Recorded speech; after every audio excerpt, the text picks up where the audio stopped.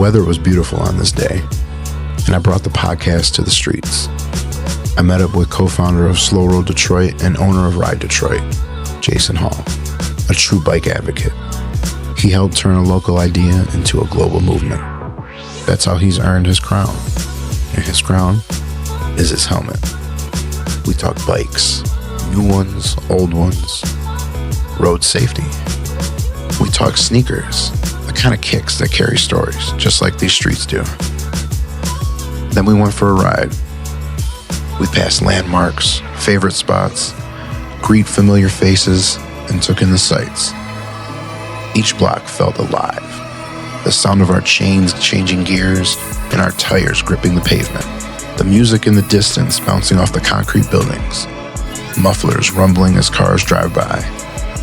We moved past murals, old memories, new ideas, and the future of the ride that started it all. I took in every bit of this. It felt special. Just like handing out the Motor City crowns. An amazing place of energy.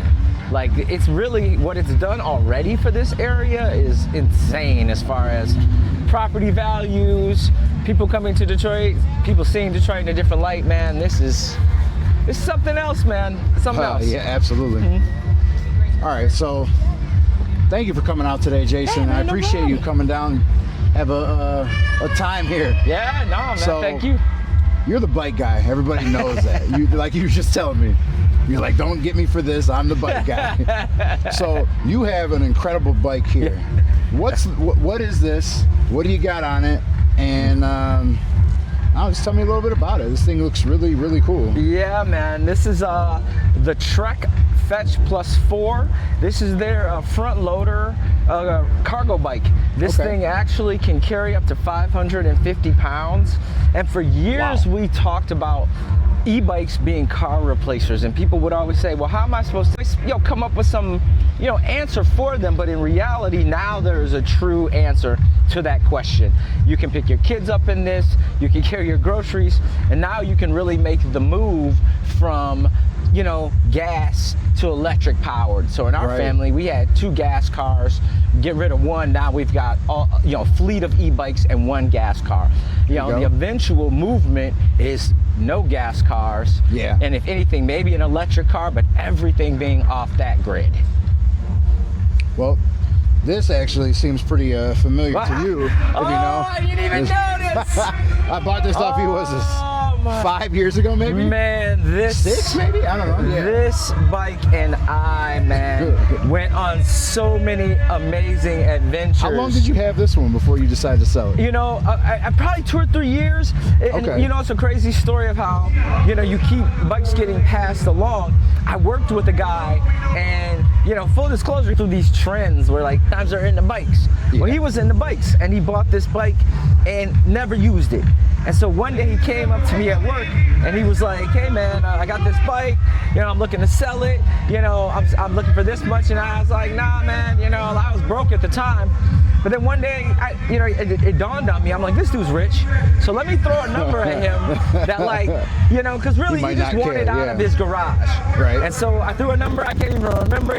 He took it, and again, I was off to the races, man, because I was a huge Cannondale fan at the time. Yeah. So to come up on a Synapse in this condition for that price was phenomenal. And again, seeing this bike just all of a sudden starts bringing back all these memories of rides I've been on all over the country on this thing. Okay, I took this was my travel bike for a while, because it was kind of my first upgrade into real bikes at one time. So, with the carbon fork on there, I mean, I thought I was balling, man. But dang, to see that. Thank you for showing me that. I'd love to see that still on the road. I'd say I probably put about 2,000 miles on it since then, which I had like a summer. I was like, all right, I got to do 15, 20 miles a day. And I work nights, so I had, like the main part of the day I could just go ride for a while. But put a few different things on it, nothing crazy. I never put a real saddle on there, some crappy Schwinn seat, but it works for me. But yeah. It still looks brand new. It does. I left all the stickers on it you had on there. And all the bike companies go through these phases where you know, they're made in America, and then they unfortunately ship some of their production and manufacturing overseas. And this was when Cannondale was still doing it right here. And you know, that's a huge part of what needs to, where we're at right now. A lot of production, they're trying to bring it back to New Lab, start making bike parts in the United States. But that's, thank you for that. That's awesome. All right, so I want to go over a few things. Everything that you advocate for, bike safety and, you know, being safe on the road. What are some key things that every biker should know, bicyclist should know, maybe they should have on their bike, accessories wise? Absolutely. So, you know, first off, I'm just gonna point out the equipment that you should have. Nobody should leave without a helmet, okay? Helmet is, to me, one of the most important things. I've seen the results, you know, of people not wearing helmets, and thankfully I've seen the results of people wearing helmets. And for me personally, you gotta have a helmet. Then a light kit is the second most important thing. But we can talk about equipment, but I think the equipment only goes so far. What we need to do is really get people to learn and understand how to ride bicycles. A lot of people don't understand the sidewalk is not made for us unless it's something like this. But we are in the road, and so I think it's most important once we get beyond the basics of a helmet. So if a situation arises that you do get a flat tire, which you will in the city of Detroit, you have something on you so that you can keep moving. But first and foremost, get into those collectives where you can start talking about how to ride a bike and be an offensive rider. And what I mean by an offensive rider is you have to be looking all the time. You can't wait for it to get to you. You have to be looking and be aware of everything that's going on around you. And you have to learn to pick your head up. And then once you learn how to do those things, a lot of things will get solved. Like the glass you're running over, that you're getting the flat if you learn to look for it. The car door or the car that you might hit, if you're learning to look for them before you're waiting for them to look for you. Because I'm going to tell you this, pro tip, with all the distractions that exist in the world today, no driver's looking out for you first. Absolutely. Okay? Not. So you have to learn to look out for all of that first. So every stop sign, come to it, survey your situation, even when it's not. But once again, it's all about getting the intuition. So equipment, yes, but let's talk about how we ride our bikes in a respectful and a safe way in the city of Detroit. Think about that. Think about how many times I've had to say stay to the right. That's insane. And so bike safety, because no bike ride is successful unless everybody leaves safely and comes back safely. Right. Yep. Let's talk about a few things first. Yeah. I see a lot of times you're always posting different pairs of shoes, man. You always posting different Jordans, Nike SBs, and the other day you posted some Air Max 90s. Yeah. What is your favorite shoe out of either your collection or some that you haven't, maybe you've had in the past and outgrew or something? The Air Jordan 3. The Air Jordan 3s? Yeah, I've gone over this many times, trust me, in my life. The Air Jordan 3 might be the perfect sneaker to me. There are other Jordans that are up there, man, but you know, Tinker Hatfield and Jordan connecting on that one, that was a home run. So to me, and then I look through my collection, and I think the most shoes that I have are definitely Jordan 3s. Okay. So for me, it's a 3. Then it would probably go 13. People are gonna get mad at me. 3, 13, 4, 5, 11. 11's nice. 2, 1. That's my order. What about the Nike SBs? Like, where'd that obsession with those come from? Were you a skateboarder before? Yeah, oh yeah. So I grew up skateboarding my whole life, actually. And then, as with everybody else, when you get old, your knees start to give up and hitting the ground is a lot harder. But I got lucky, man. So this is how I got on the SBs, man. So my boys used to own a shop called, oh man, it was first called the Squealies, and then Pogo. Then they changed the name to Pogo. My boy Anthony Ferris used to own that. And you know, he knew I collected sneakers. So one day when Nike first dropped the first series ever of Nikes, he called me and he was like, Nike wants to make a skateboarding shoe, man. And at that time, it was very frowned upon because like it was like corporate America was coming in on skateboarding, right? Yeah. And so he's like, do you think I should get them? And I was like, hell yeah. And I wasn't saying hell yeah because I thought they were gonna be collectible. I just thought Nike made a dope shoe. They had a history with Jordan before that, you know, so I was like, yeah, man, get them. And so when he got those, it kind of grandfathered me into like getting hooked up. Yeah. So the first series, I was lucky enough to have collected literally the whole first series of SBs. That's awesome. At retail. So then once the hype caught on, I was, you know, kind of like his guy. So he would call me and be like, yo, these are coming out. Should I get them? I'd be like, absolutely. So whenever a fresh drop came, I always had them. So I always had a love for dunks going back to the original days of me with basketball and skateboarding. But when they made that marriage, it was just perfection to me because at the time, the team they put together for the first series was like the realest dudes out there. You know, you had Gino, you had all the dudes from Chocolate. And so I was like, yo, Nike is going for they're going for it. Yeah. And so I was all in, man. So again, that's where I got lucky enough. I've loved sneakers since I was a kid. I was lucky enough, again, I keep throwing that lucky enough. When the Jordan came out in '84, the first one, I was there for it. Yeah. Like I didn't get it later in a retro. So I remember being a part of that movement and it just it stuck with me my whole life. And I say unfortunately now because it hits my pocketbook every week in a way that it sucks because, you know, shoes ain't cheap anymore. No, they're not. But the love will never go away. And now that Nike's kind of going back to the way of originally how they did things, I'm all in for that, man. So that's my original dunk love, and the original one would have been, a lot of people don't know the Flam. You can look it up, it's the Futura dunk. I think it probably goes for around 40 or 50,000 these days. Right out the gate, that thing was friends and family, and I think it started out at 5,000, 10,000. Wow. And getting that, I've never seen it on a foot. I've only seen it like in pictures and in museums. So that would be my grail if I ever got insanely rich to the point where I had no guilt about spending a ridiculous amount of money on a sneaker. It would be that one right there. So that's.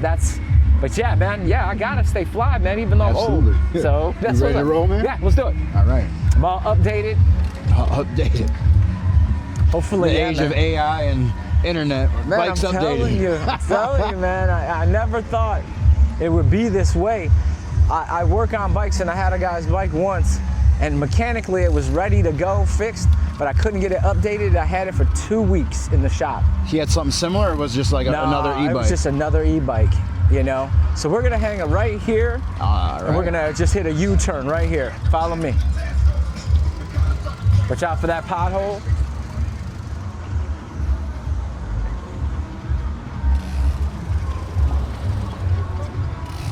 How you doing today?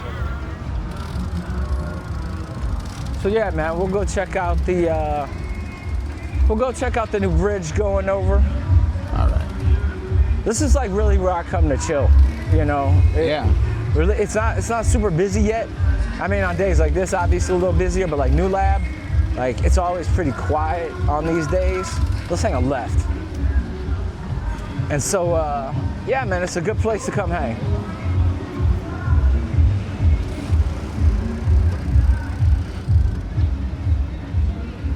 So now that you brought Slow Roll back into your life after a couple-year hiatus, yeah, how does that feel? It feels amazing, man. You know, it's a part of me, and I think a part of what I was going through is kind of denying that. You know, I wanted. It wasn't that I didn't want to do it. It's just that I thought that and I'm not upset at all. I needed to see more of the world. I needed to see what existed for bicycling outside of my small ecosystem that I thought was the world, you know? Right. And I'm glad I did that. But again, it's always been who I am. So yeah, no, it feels great to be back and growing again. That's the important part, is like I honestly, I feel like I'd hit a point where, you know, when you're riding with 10,000 people, you know, you're like, wow, what's left, you know? So now to start it over again is really awesome, that I get to like re-engineer a lot of stuff that we did wrong, you know, that we learned lessons from, correct those things, and really start to grow. Now that we have all of this, it gets to change, you know. Detroit's changing, and so Slow Roll gets to change. Yeah.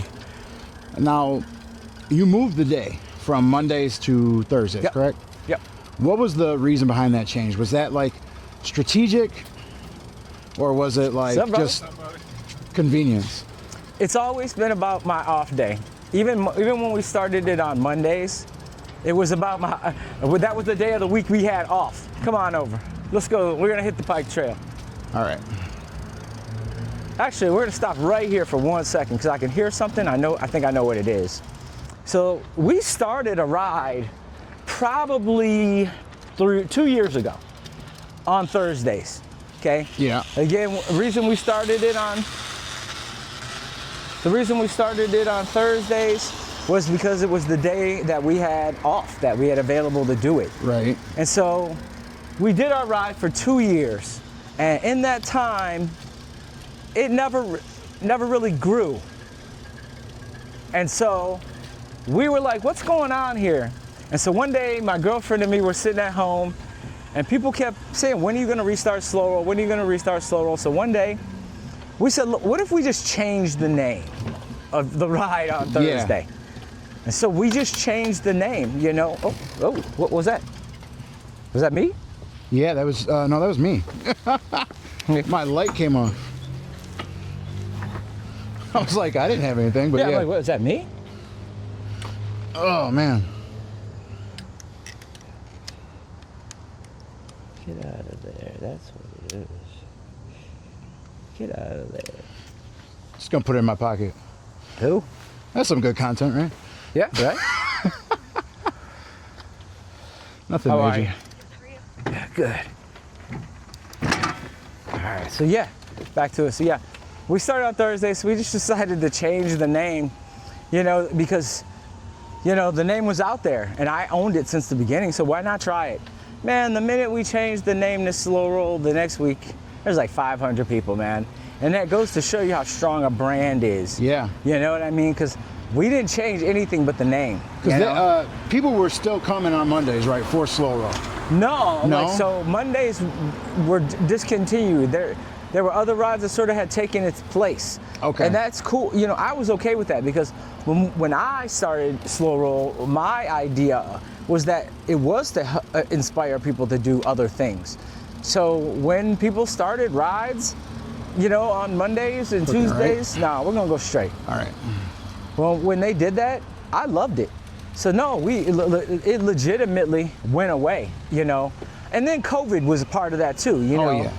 You know, it ended, and then COVID came, so we were off. That was a natural off, you know, for 2 years for that. And so the momentum had sort of gone away, you know, Right. like, and again, it had been replaced. But I knew the heart was still there because of all the emails and calls that you know, people call me at the bike shop and they're calling not to get their bike repaired. They're calling to ask me when Slow Roll's coming back. Yeah. You know, I've actually never been on Slow Roll. Wow. You know, I shouldn't say wow because it's, you know, if it had still been going, you would have been on one. You know, Yeah, but it was well, a time and a place. A lot of people. I worked nights the entire time that I knew about Slow Roll. Okay. Because, you know, Ben, my brother-in-law, and Marisa, they met on Slow Roll. Come on, And man. I mean, how many people had? Probably a ton. Man, there was a moment in time where like half the volunteers were dating each other. It Yeah, was I kind of wouldn't funny, doubt it, man. yeah. Like, you know, like summer camp. You know what I mean? But no, that's one of the beautiful things about it, man, is it brought people together, Yeah. and not just in that way, but in real ways that Yeah. affected, you know, I mean, like you said, they're married to this day, you know, and that was pretty, I love that about all of this. The energy just, if you let it do what it do, it'll do it, you know? Yeah. So if you came to meet somebody, you're going to. If you came to get exercise, you're going to. We're gonna go straight. We're gonna continue right So through. like, yeah, all right. I remember you had posted like, oh, we're coming back with Slow Roll this year, first Thursday or whatever this month is, or second, whatever. And I'm like, all right, I'm taking that day off. I'm finally gonna hit up a Slow Roll. First week got rained out. Yep. And I was like, Because I was like rushing to put my bike on the car and bring it down here. Yeah, man. And I'm like, you know what? That's fine, whatever. I was like, I got the night off. Second week, I had some dental surgery that day. Okay. And I'm like, fuck it, I'm still gonna go. I don't care. I'm like, I want to go. I didn't end up going because it was just too painful. That's the part, so like people get mad at me when I cancel it, in the way that I do, because I try to cancel it early enough, because one of the cool things about Slow Roll, man, is we get people that come from all over the country, literally the country. Yeah, I've seen that. And so we try to give them enough heads up, on rain. But trust me, let's go right. The day that I call rain is the day I'm the most unpopular dude in the city of Detroit. And then it'll rain for like 20 minutes, and then you're like, well, I'd rather keep everybody safe than nobody safe. And that's the bigger picture, is for me as a ride organizer. And I've learned that being a ride organizer is a skilled trade within itself. I go on rides all the time where people just think like, oh, you just bring people together and go on a bike ride, but it's actually like there's a lot of things involved, and safety is one of them. Yeah, absolutely. And I put a lot of work into making sure, again, we leave safe and come back safe. So yeah, there's a lot that goes into planning a ride of that magnitude, but you learn over time. It's funny. Is that like real? We're gonna go left. Is that real stressful? And it used to be, but now I think for me, you just know things are going to happen. And I don't mean bad things, but anything. The things that happen on a ride are going to happen. Okay, so the one you're looking for is the thing you don't. Now, I haven't had something that has really freaked me out. But now you just learn that, people that ride bikes, and we're gonna hang a right. It's just how it goes, you know what I mean? Like, so no, it doesn't stress me out anymore. Stress, I don't think stress is the right word. Does my heart rate go up? Anxious maybe? Yeah, sure. But at the same time, no, there's nothing I love more than that feeling when you're in it with all those people. Yeah. And you started Slow Roll with a friend of yours, right? Yeah, Mike and I started it in 2010. We were just two dudes hanging out, playing video games. And then one day we were like, all these other rides existed. He and I had just started going on a lot of bike rides. Uh-huh. And so we were like, let's, and a lot, let's just go straight. A lot of the bike rides we went on, people really like disrespected the city and all kinds of stuff. So we were like, nah, this ain't really gonna work for us, And so we decided to start, literally, and when I say start a ride, we weren't like, let's start this massive worldwide movement. No, yeah. That's hard to pull off right away. Yeah, we were like, let's just do a ride with our friends. And again, what day of the week works for you? And I didn't work on Mondays. And so we were like, let's go for Mondays. And, I think what it was for us, the city and the people were ready for something to come together on. It was already there. We're gonna stop here and we're gonna hang a right. I mean, there were already rides that existed, but there just wasn't one like that where everybody was welcome, right.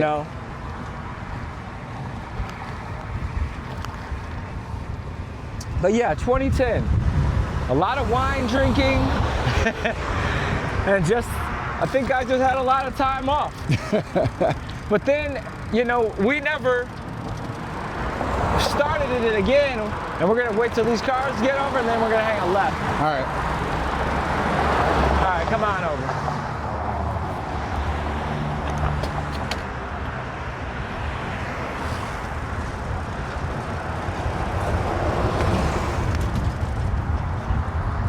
Yeah, even though I haven't been on the Slow Roll, kind of got my own personal Slow Roll 2 times now. People pay a lot of money for that. We're gonna hang a left.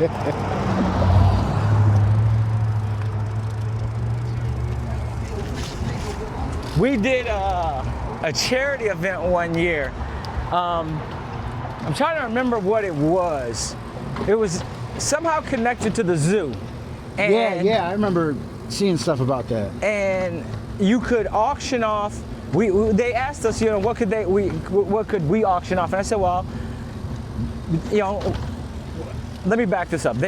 They told me that one of the prizes that you could bid on, let's hang a left, was that you could ride your bike in the zoo. Yeah.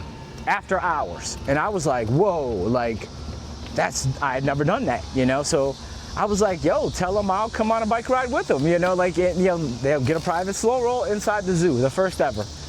That couple paid 10 grand to win that prize.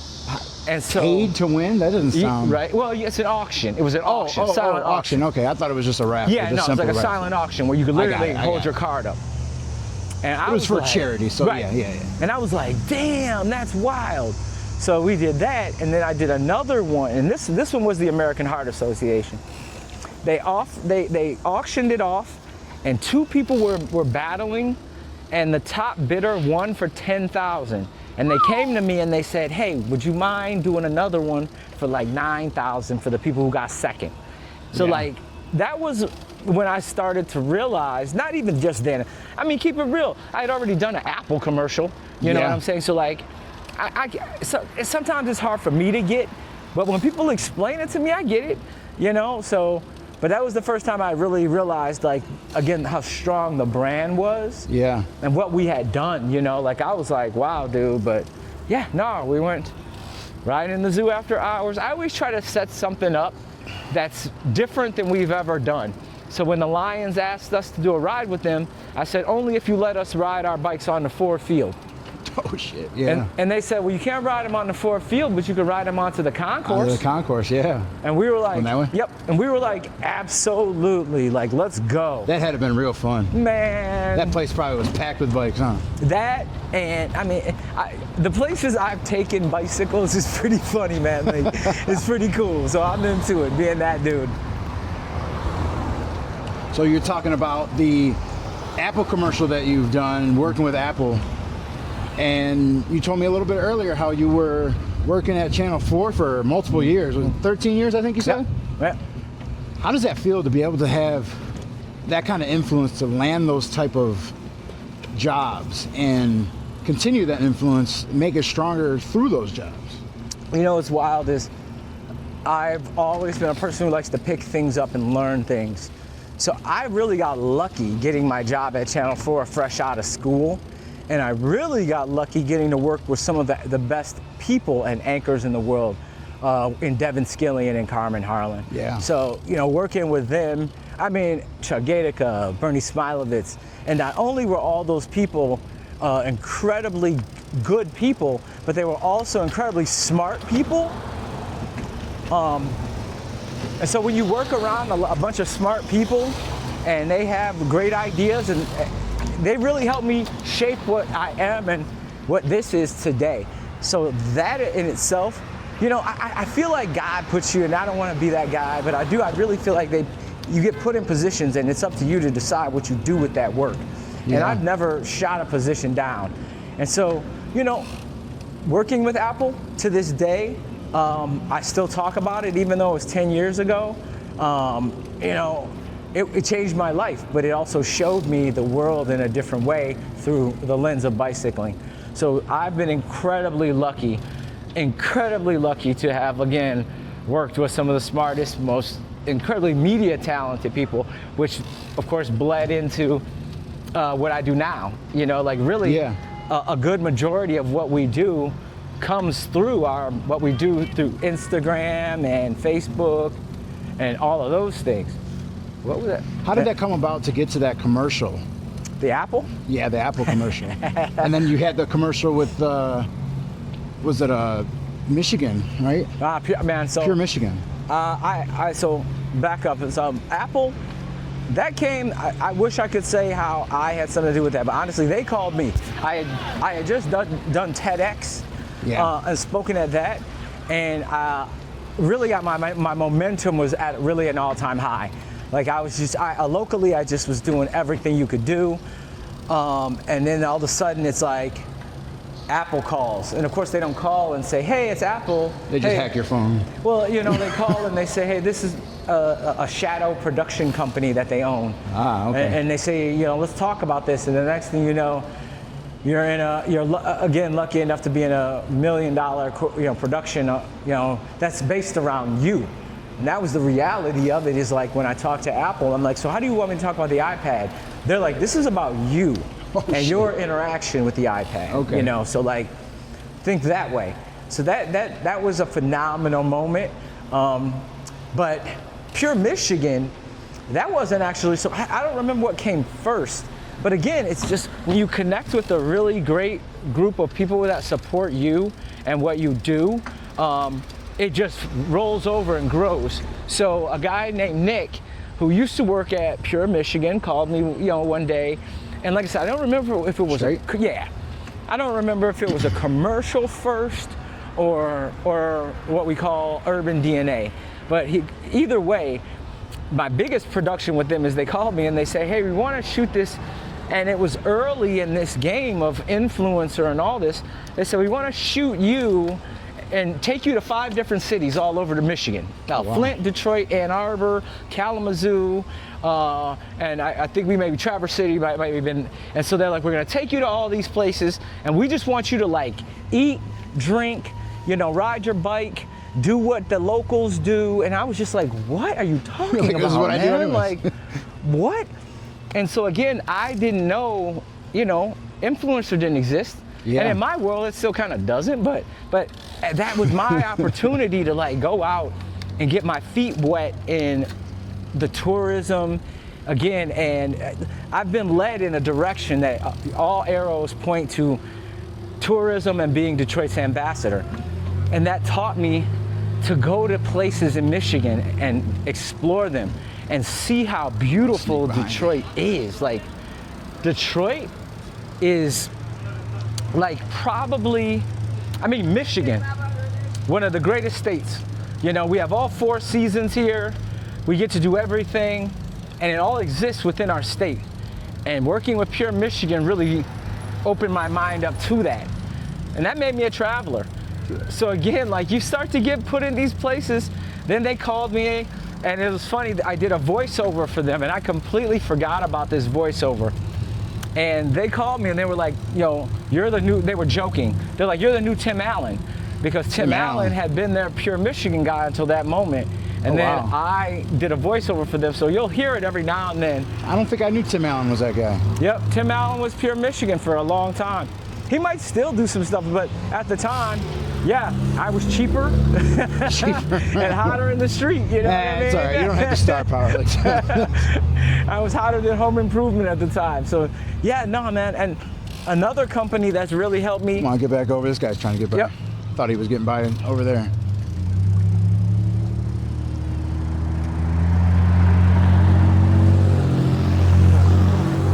Another company that's been there's no one coming. Another company that's been crazy instrumental in like my life has been Kryptonite Locks. I've seen that. Yeah, Kryptonite Locks, man. They called me, and Ron Faverty and I are really good friends now at Kryptonite because we've done so many projects. So literally, he'll just call me and he'll be like, "Hey, man, we're shooting a commercial. I'm gonna send a production company out there, and we're gonna shoot this thing." And you're like, "Okay." So I don't know what I've done to be blessed that I get these lucky. Right. It ain't my looks, I'll tell you that much. But maybe it is a little to do, I guess, people say I have a good personality. You have a very welcoming personality. It's just who I am, man. I come from a union family. My mom and dad were both in the union. And so they were, when you're in the union, it's about community coming together to do what's right for all of us. And so I grew up in a household that...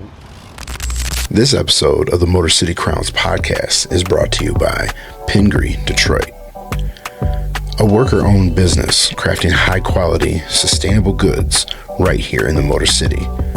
From handcrafted leather bags and accessories to upcycled pet gear, Dequindre Detroit is all about craftsmanship, community, and impact. Plus, as a part of the Motor City Crowns community, you get 10% off your purchase.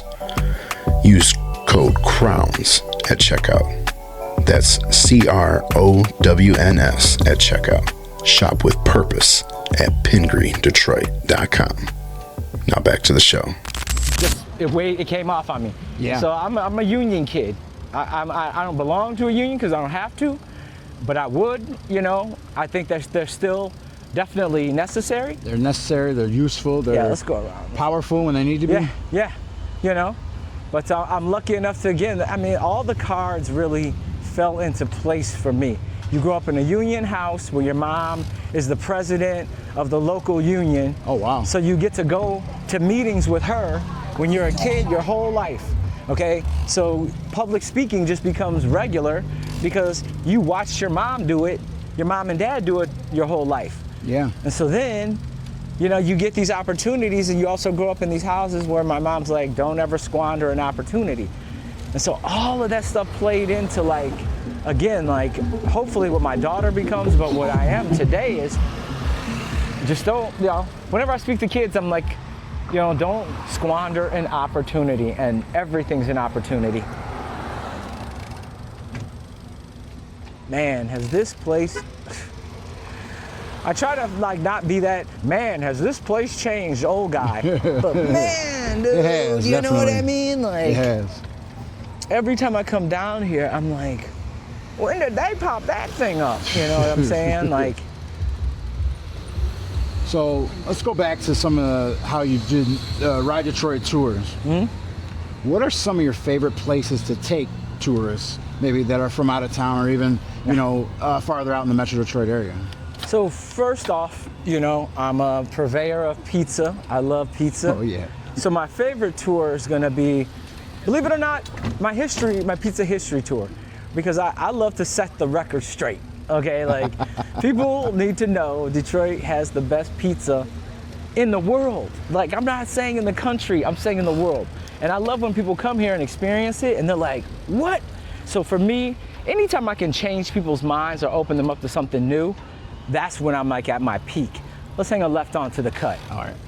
Now I agree with you, but I had 2 slices in Italy that were top notch, never gonna beat that anywhere else. What? Yeah. Listen, you're gonna. No, I can't imagine I'll ever match it. Maybe I was just romanticizing it because I was in Italy, but now you know what? Every slice of pizza I've had in Detroit has been mostly good. Now I will say, Neapolitan pizza compared to Detroit style, I get it. They're different. That's when people ask me, do I like Supino's better than Michigan and Trumbull? I'm like, no, I like them both equally. Yeah. They're different. They're different styles. They're different styles, right? But Detroit has it figured out. So to me, I think crust is not really like a waste, but it's kind of it's a handle. It's not really, you can eat it if you're hungry enough, but it's not really to me, imperative that you eat it. So Detroit made it better by getting rid of that. You don't have, there's literally not one part of the slice you don't want to eat, And so we figured it out. And what's the best part about pizza? Cheese. You know what I mean? So we take it all the way to the crust. I mean, come on, man. Again, I'm open-minded, but I'm a little biased when it comes to Detroit-style pizza. Absolutely. Now, have I had other pizzas all over in other places that have been as good? Sure. But, so that would be my favorite, would be my pizza tour. Second would be my art tour, my mural art tour. Oh, yeah. Being the official tour guide for Murals in the Market is something I'm very proud of, because not only have I, done the footwork to find the art, but I've really done the footwork to meet the artists and find the stories behind them. So as a person who is looked at, as a person who's giving out information, I want to have the most concise and the best stories. And again, being lucky enough to have hosted a show where I've interviewed over 40 of the artists from Murals in the Market one-on-one, I am proud to say I feel like I know more about the art than probably most people. That's awesome. And so that's the one you're gonna get me on. And then my third, I rank top 3. I know you asked for my favorite, but no, that's all right. Top 3 would be probably the one where the customer has an idea about what they want to see, and I accent that. Okay, so I love when people come here and they say, oh, I love Eminem, and I'm like, oh, you love Eminem? I'm like, well, have you ever been by St. Andrews? And they're like, no. And I take them there. And I'm like, oh, have you ever been by the theater where they shot part of the movie? And they're like, no. And then I'm like, did I ever tell you that when I used to be a hip hop promoter, one of the first people I ever brought was Eminem? And they're like, what? And so like, that's the tour, that's the best, is when you can connect with a person and make it custom for them and give them that experience. Being able to bring them to where they are interested in. Yeah, because I've been on tours, trust me. Before, I go on tours because I'm just like any other rap MC. I want to see the competition. I want to stay sharp. And I love when I go on a tour and they don't know who I am, because a lot of times they know who I am. So I'm not trying to say I'm the best, because I'm not. But they know I'm a tour guide, so they're trying to do their best. But when I go on a tour and somebody just does their regular tour and they're just like making stuff up, and I'm just sitting there like, what are you talking about? That's the important part, is we got to give the right information and get people back to Detroit. So I'm sure you fell in love with riding bikes as a kid. Mm-hmm. Do you remember your first bike that you ever owned? I don't remember my first bike I ever owned, but I definitely remember, okay, so this is gonna say something about me.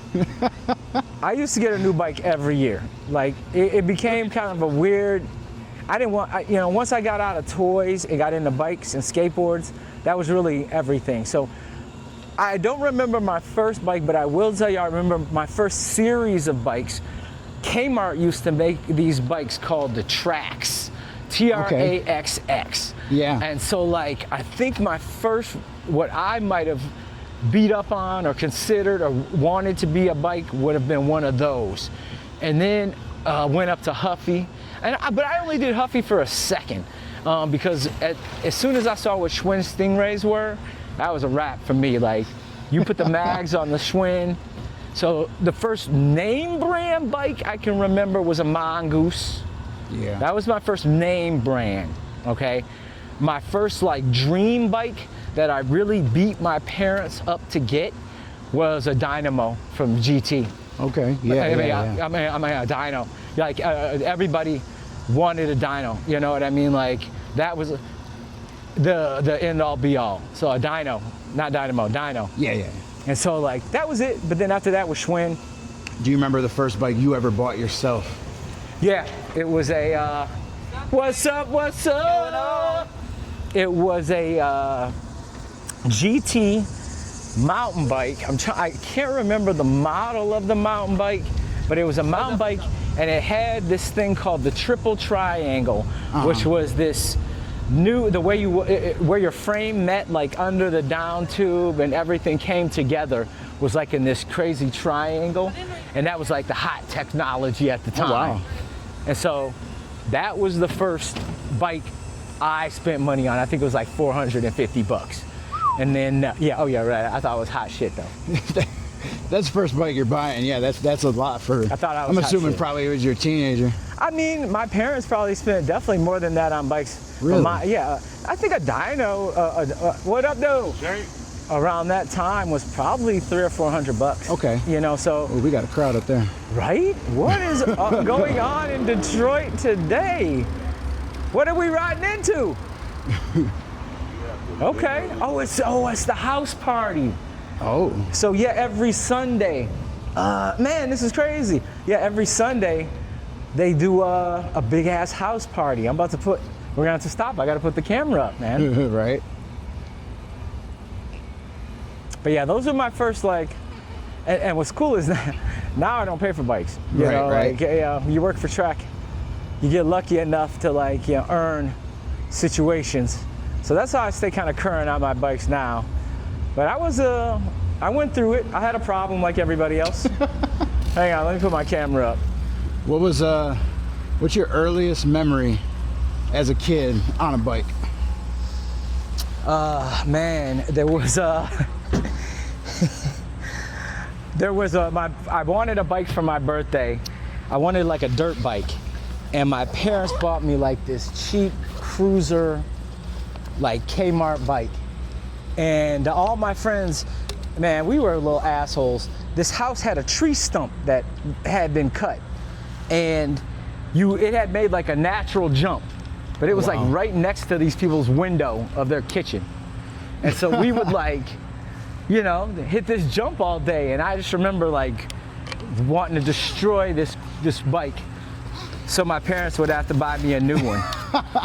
But that was, and it was, I think my dad did that to like embarrass me or like teach me a lesson type thing, you know, like, you know, like I've been being a jerk or something like that. And he was like, yup, you're not getting what you wanted. So you broke that it was and you one couldn't of the, get another I one, beat yeah. the crap out of that bike. Like I said, it was the cheapest, crappiest thing.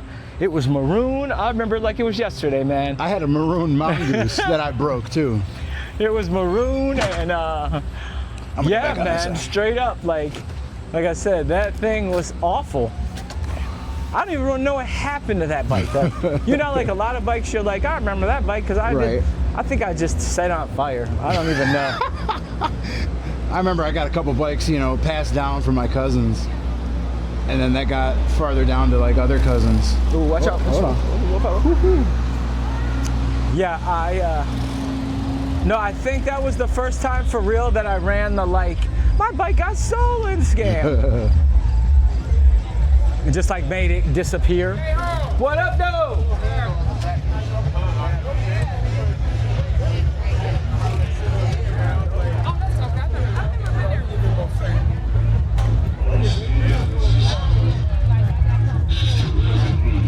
Got a little bit of a party over here. Bike's coming up on your left. Bike's coming up behind you on the right. Excuse us.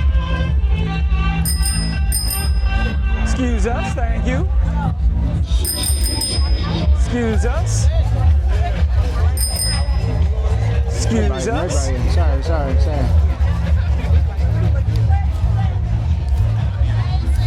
What up, though? Hey, y'all. I gotta come down here one of these days.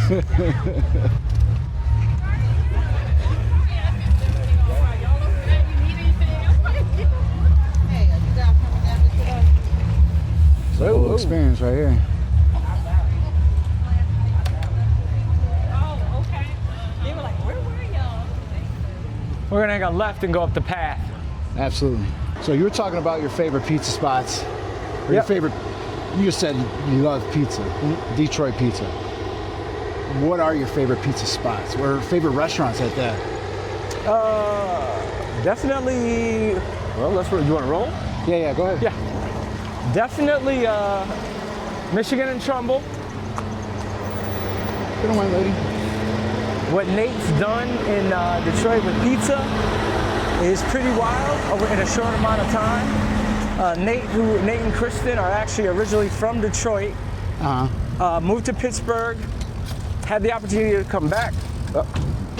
Had the opportunity to come back, and the first time I had their pizza, like literally, I was like, y'all are gonna take over the world. Yeah. And they were like, yeah, right. And it's funny because that year I used to throw an event called the Pizza Throwdown, and it was like, it was here, and it was 15 different pizza places from all over southeastern Michigan. You could come out here and sample all these pizzas. Well, I wanted Nate to come out, and Nate's like, nah, we're not ready. We're not ready. We just got here. And I'm like, no, you are ready, dude. And once this clears, we're gonna hang a left. And so I'm like, yeah, let's go. So I'm like, Nate, you are ready, bro. And so him and Kristen reluctantly came out, and they ended up getting Best New Pizza. Oh, wow. And Marie, who owns Cloverleaf, who is like, her dad invented Detroit style pizza, Gus Guerrero, was like, she said that's the future of Detroit pizza. And I was like, yep. And then the next year they exploded, you know what I mean? And now, you're talking 1 hour, 2 hour waits. Yeah. To get a slice of pizza. Why did they end up moving locations? Landlord issues. Oh shit. Yep. And quite frankly, they kind of outgrown it, Yeah. Again, in a short amount of time, they went from like, we're just gonna open a pizza shop to, you know, I did Good Morning America, and I took Good Morning America to Michigan and Trumbull. Yeah. You know, so overnight that thing blew up. So yeah, Michigan and Trumbull would be number one, and then we're coming up on not number two, but a tie for number one, which would be Supino's. Yeah. And the original Supino's right here. Look, I love satellite pizza places. You know, What do you mean by that? But, well, the second one. Okay, like I'm all for the original. Yeah. So like if I, you know, when people talk about Buddies, the first thing I say is, which one are you talking about? Yeah. You know, are you talking about the original?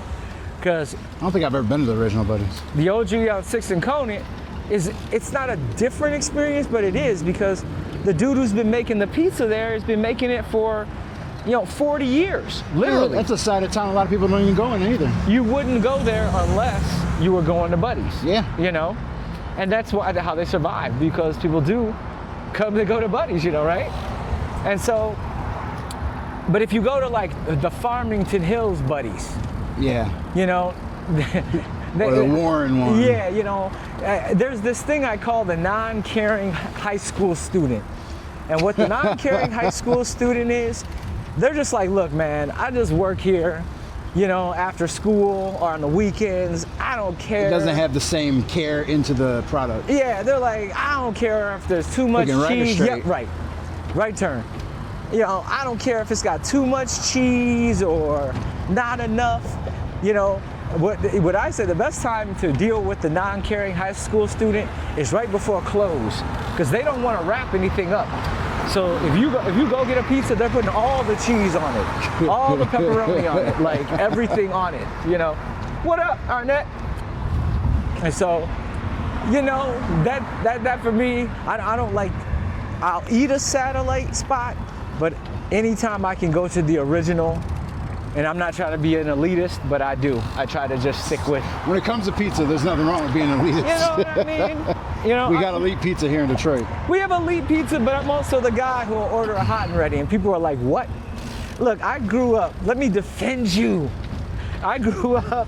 I've in tried to Detroit. distance myself from hot and ready's, Listen, but we had one like a couple weeks ago. It was pretty good. I grew up in Detroit, okay, and I grew up in the pizza era. You know, like Little Caesars Pizza. Is it gourmet? Absolutely not. But is it our hometown flavor? Like when I eat it, it's Detroit. You know, it's as Detroit as any Detroit style. Yeah. Like I said, do I go? Am I like, yo, like let's grab a hot and ready? The first thing, no. But if I'm on my way to Improv and I only got 10 minutes to smash a slice, absolutely. Gotta grab it. Yeah, that's your option, man. Absolutely. It's your only option. You know, come on, man. I'm about that life. So as much as me and you both love riding around Detroit, is there any other places, maybe in the U.S. or outside the U.S., you would love to take a ride on your bike? Like Minneapolis. Could be anything. Minneapolis? Minneapolis. Minneapolis, you know, they are one of the most bicycle infrastructure states that I've ever been to in my life. If you come to Detroit, imagine how many trails we have here and multiply that by 20. You know, their Dequindre Cut, you know, ours goes from the river to the Eastern Market. Theirs goes, let's stop here. Theirs goes all the way from one side of Minneapolis to the other. Wow. So you could literally get on and ride. Imagine riding through all of Detroit on a trail and never seeing a car, never feeling unsafe. You know, so Minneapolis was a young enough state that they actually got to do it right. You know, we're changing a lot of our infrastructure because we were the car town. So we have to go back and dig all this stuff up and put bike lanes in. Whereas Minneapolis was like, okay, before they even built the state, they said, let's put bike infrastructure in. Yeah. You know, and so that I'd love to go over there and ride a bike. Man, nice. It was Been so... there once. It was only for a day. It was so crazy. I like pulled up to almost like a crossroads. I like pulled up and the trail just went that way, that way, that way. And I'm like, they were like, yeah, man, it's the super highway. And so that was number one. And then you have to somewhat mention Portland again, because they put so much into mobility. You go there, and when I went there, there was literally like, I think at one time there was 16 bridges that crossed the river. We got our second going in.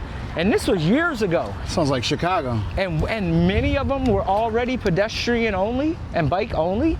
And so I was just like, what?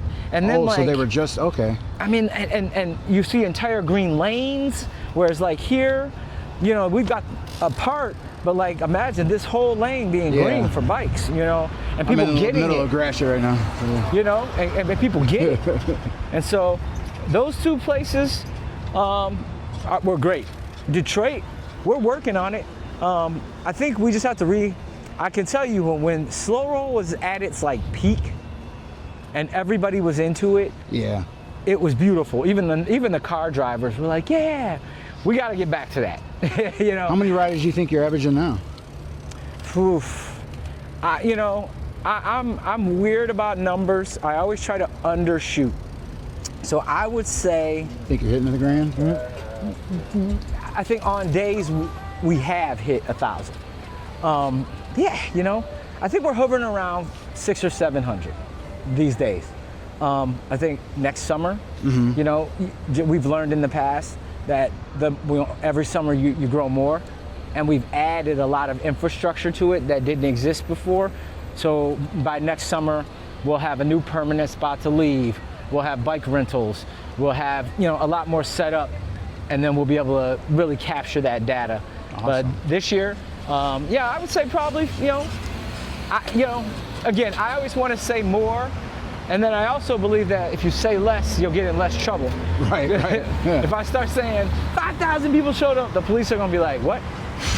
Who? What? You know, who showed up? So. Oh, I didn't talk about places I want to ride.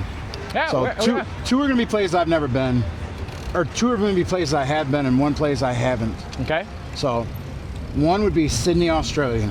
Okay. Which I love the way it's set up. It's very like walkable, and I think it's probably around the same size as Detroit, like a downtown area. Okay. A lot there. They're right on the water too. A lot of parks and pathways along the water. It's very beautiful. There's nobody that's fat there, so they all probably ride bikes anyways. But I was young when I went there, so I don't really remember seeing any bikes. Okay. Rome. Rome would be fun. I love the challenge of riding in between traffic. That's a challenge, brother. Yeah. As much as you shouldn't, I love the challenge. That's a challenge. But Rome is like, you ever seen them videos of like traffic in India? Let's hang it right. You ever seen those videos where it's just like traffic just does not stop at the intersections? Yeah. It's like that. And then in Rome, everywhere in Europe, everybody has mopeds. And they're just weaving in and out of traffic all day long. So that's also a challenge too. But I thought it would be cool. Obviously, you got a lot of historical buildings, a lot of old school looking stuff. And then the third would be probably like Barcelona. Okay. I think that would be very fun. Beautiful city. Yeah. Man, all three of those places would be absolutely amazing. So I'm like, I just want to ride in Cleveland. No, I'm just hey, Cleveland would be, you know, it'd be fun. Cincinnati. It's not super big, but it's a nice city. They got a great nightlife. We're gonna stop here and hang a left.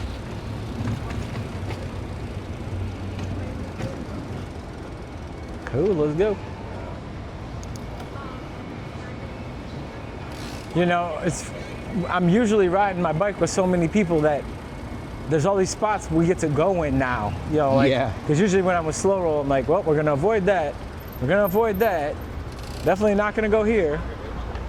And it's rare that I come down here and ride, believe it or not, by myself, because when you work in the bike biz, it's hard to get out on a bike sometimes when you work in it all the time. Absolutely.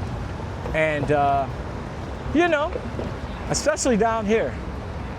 Well, I'm glad that you were able to come down here and ride with me. Yeah, man. As long as you're enjoying it too. No, man. And you know what's cool is, I gotta find the route. Let's go left. I gotta kind of pick out a route. So I use opportunities like this to see what's open. Yeah. What roads are open, what roads are closed, you know, and where I can fit 1,000 people these days. Yeah, absolutely. But I will bring them to places that are uncomfortable. So like, if like this right here, we coming down this shit for sure. Even though we can barely fit. Oh, you mean, I thought you meant like not so comfortable neighborhoods. I thought that's what you meant. that too. You know, part of slow roll is, you know, we don't like pull punches. So Detroit is what it is, no matter what. So we definitely like don't not go through neighborhoods, you know. And then I have volunteers that live in those neighborhoods, and so I let people co-lead. Yeah. And you know, they want to show their neighborhoods off. So we end up on the east side often in places that you're like, okay, yeah. you know, maybe we shouldn't be here. Let's go straight.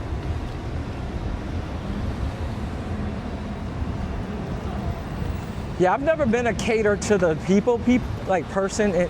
I mean, in some ways, yes, but like tours, people will come here and say, "Can you show me like the ruin porn?" I'm like, no. What is it? So like people used to come to my tours and they want to see like abandoned buildings. Oh, okay. You know? Yeah. And not even like famous abandoned buildings. They would just be like, I want to see. One dude from like out of the country was like, "Can you take me like in some crack neighborhoods?" And I'm like, no, man. You're like, I don't specifically know where they're at. And I was like, honestly, dude, I'd have to find where that is to like, in Detroit these days, you know what I'm saying? I have like, to call a few cops. Yeah, I would have to make an effort to get you to that, you know, because everywhere I know and go is not that, dude, you know what I mean? Right. Like, I don't get it, but. So those are the only times I will not cater to a person. And even then, sometimes I'll be like, okay, I won't take them to a crack neighborhood, but I'll just take them to a neighborhood that's off the beaten path. Yeah.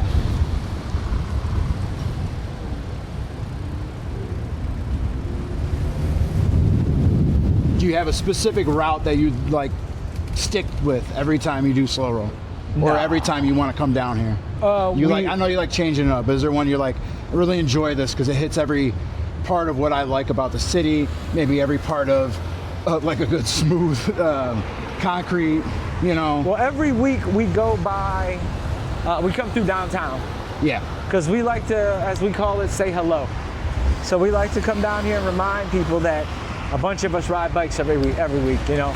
So the route always comes through downtown at one time. But I guess my favorite route, Belle Isle, you know what I mean? Like, how can you not, you know, love Belle Isle in the summer? That's really the epicenter of where all the fun is really happening. And the best time to be in Detroit is the summer. And so you gotta hit the rock. You know, this Scientology building is something else. You know, I don't know, this is off topic, but like kind of who I am, but like. Oh, like where'd that come from? You know, yeah. But I've been watching a lot of the documentaries about it, and like it's so crazy how this is just a big real estate scam. Oh, okay. Yeah, it's like, it's crazy. And I don't know. Wow. That's the first time I've actually seen the door open. You want to go in? Nah, I'm scared because, I mean, if you know about Scientology, man, I don't, like once you get in, they don't let you out. Some Tom Cruise shit, right? Yeah, no, they literally like have places that they have barbed wire where you can't get out, and if you try to leave, they have a team that they send out after you to bring you back. I've seen that one documentary with that lady that tried. What's her name? Leah Remini. Yeah. And so like, I'm fascinated, but I'm scared that if I went in there, they'd like lock me in somehow. You know what I mean? Like next thing you know, oh, we got Jason Hall. Right? You know. But I'm definitely not intrigued by Scientology because there's really nothing you can tell me about a guy. Like, I mean, I don't know, if you know the story of L. Ron Hubbard, but he was literally a dude who was writing science fiction books and then decided, I'm just gonna like flip this shit into some religion, like, and people follow it and pay millions and millions of dollars. And then they turn it into a real shitty practice. Yeah, I mean, you pay millions of dollars to obtain a level that you're supposed to, I don't know if again, it's called clear. Yeah. So once you go clear, you're literally supposed to be like, you'll never get sick, you'll never die. Like that's some of the promises of what they do. We're gonna hang a right. I wanted to come by Foundation Hotel, man, it's crazy. I used to do a lot of biz and a lot of work out of here. Okay. And I don't know why I don't, but this place is an incredible place that I like to kind of come back to every now and then, you know? I don't think I ever really noticed this. You should check it out, man. It was that Foundation studio. Oh man, did they take it out? Hang on one second. Was that this last part? So they used to have a podcast studio that anybody could rent or use. Oh no, they took it out. So man, that's sad. This room used to be like a full-blown, like I said, podcast studio.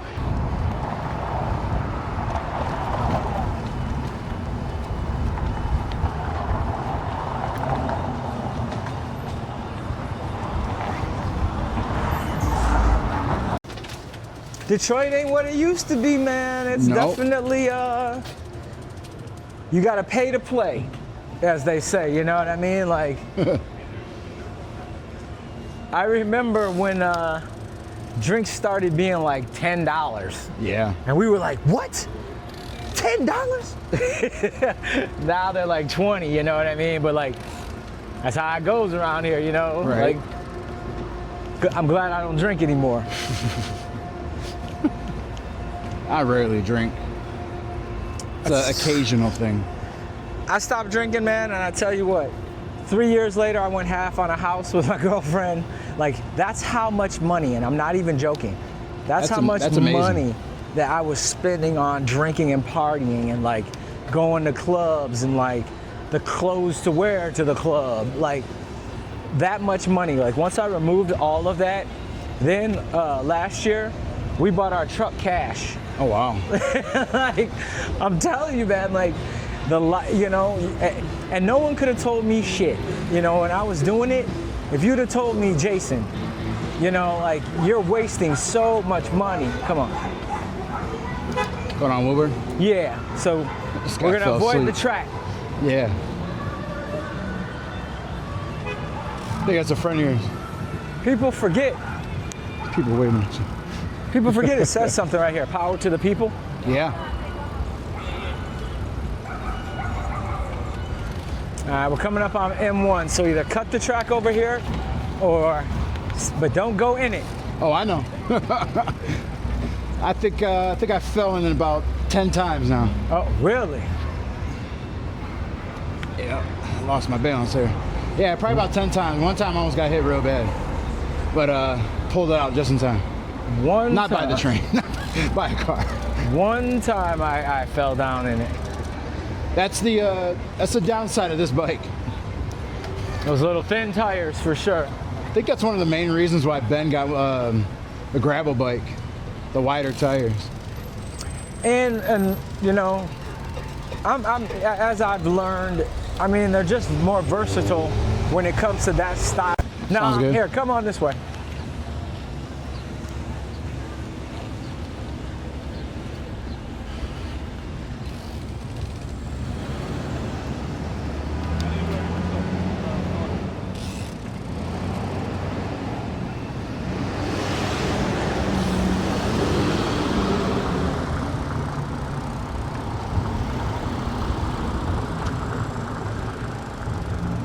Oh, man.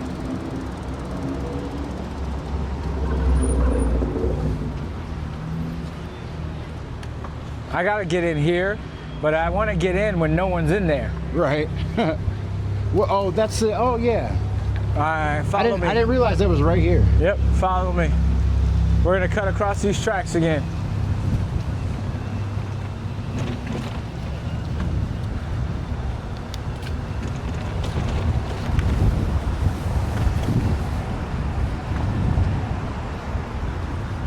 You gotta pay to get in there? No, it's free. Oh, wow. Yep. Just let's stop here for a second. Ah, man, it's all free.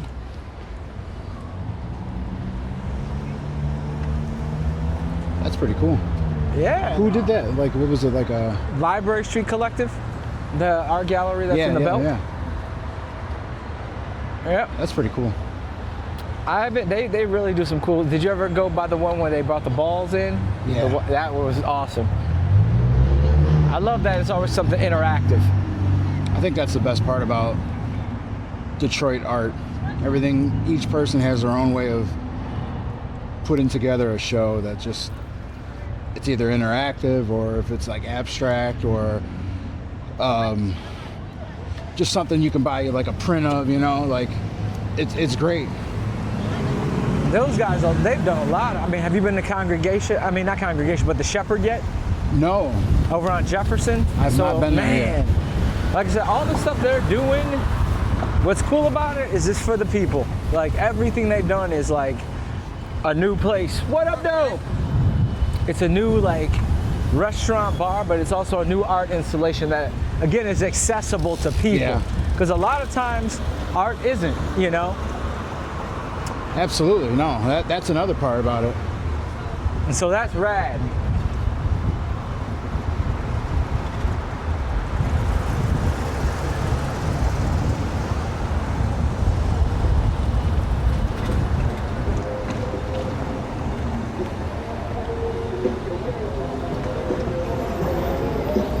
And you're still doing those classes for like bike maintenance and everything, right? Yep, yeah, man, that's part of who I am. If I can like empower people to be able to fix their own flat tire as opposed to bringing it to the shop. So I just want to say thank you again, Jason, for doing the bike podcast with me. We just got back to the Trek store here in Midtown Detroit, and we had a lot of fun on this ride. Got to see a lot of cool stuff. Stopped by, was it the Foundation Hotel? Checked that out for a second. Almost got hit by a car. Don't put that. Come on, man. I swerved around some kids on the cut. You know, I had a great time. So we're coming to the end of the podcast, and before we wrap up, I'd like to do a segment called One More Crown. And I'm going to name somebody who I think has earned their crown, whether it be in whatever their industry is or they're doing community work, something along those lines. And so I'm going to name somebody, and then you'll name somebody. Okay. So I'm really big into promoting small businesses. And there's somebody out there who does that way better than anybody else in the area. And that is Jennifer Crawford, who has the business of All Things Detroit. I'm pretty sure she has a shop that's over here in Detroit somewhere. I think it's downtown, right? Corktown. Corktown. That's what it is. Corktown. Yep. She has events that she has throughout the year. It's All Things Day, usually in springtime, and then they have a holiday market, Christmas time. She's doing something else coming up soon. Man, I'll tell you what, she started out as like, she started out really like small, and exploded and really made Eastern Market her home. And what she has done with this thing, and again, you're talking about showcasing small businesses. That's all she does. Like everybody there is an up and coming business, and even if they aren't, they might just be a mom and pop Detroit business. Man, what she is doing is really one of the most inspirational things that I've seen in a long time. So shout out to Jennifer. Yeah. So you have somebody that you'd like to nominate? Absolutely. You know, so I don't know if anybody's ever done this, but I'm going to share a crown with two people, and they can share it because they're actually married. And that would be Rula David and Jesse Corey, who run One Times Run and Murals in the Market. Right. This year, we're bringing Murals in the Market back to Eastern Market, a 10-year hiatus. And the energy that they've put into street art just all over the city and really breaking it new artists has been phenomenal. And what they've brought now with the festival now, a lot of people don't know this, but like in the first year, you're talking about 1,000 people visiting. In the last year, 10 years ago, you're talking about 100,000 people coming through Eastern Market to see live art going down by artists from all over the world. Man, talk about visionary. So those two are definitely, again, when you're married, you share everything, so y'all can go ahead and share this crown. Well, congratulations to them because they've earned their crown. And if you have anything else that you want to plug about, I know you got Ride Detroit, you got Slow Roll, you got anything you want to talk about? Yeah, definitely it's a new era. 2025, we brought Slow Roll back in its entirety, and I'm super proud of that. So I'm already planning the 2026 season where we're going to be moving to the Chroma building up on West Grand, and that'll be our home. And so we get to really bring back the true essence of what Slow Roll is, which is not just bike riding, but community, small businesses, connecting them with people in the community. So I'm super excited about that. And Ride Detroit, which is my tour and bike rental company, is back up in full swing. So you can book your tours, you can rent bikes through ridedetroit.com. So right now, the energy is super high and we are excited. And New Year's thing. Absolutely. It's great. So, just like with any episode, I have to plug my own podcast. Check out all the other episodes of the Motor City Crowns podcast. And, come and check out Ride Detroit with Jason Hall. Rent a bike. Go on Slow Roll. And don't forget to shop small, support local artists. And like I said, check out what Jason's doing. If you ever rode a bike in Detroit yet, rent a bike, come ride with Jason on Slow Roll. This is the Motor City Crowns podcast, where passion reigns and excellence is proud. I'll see you next time.